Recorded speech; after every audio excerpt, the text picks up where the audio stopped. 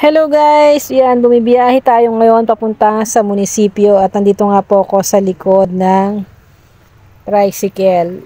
At alam nyo ba guys, pagpasok pa lang sa munisipyo, yan, napapansin nyo guys, nakatayo na po yung Christmas tree at unti-unti na po inaayos. At pagpasok po dito sa loob mismo ng munisipyo, ayan, papasok tayo guys at makikita nyo po, ayan, may mga nakatayo na. Alam nyo na, pag December, ayan, may pasyalan tayo dito sa munisipyo ng Calamba at napakaganda po. Ayan siya guys, ayan o, nakaayos na.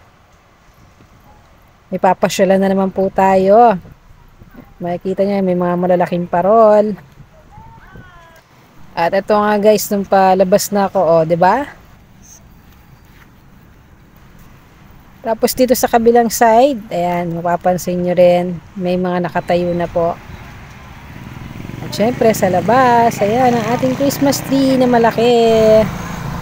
So yun lang guys, ingat tayo palagi, malapit na talaga ang Pasko.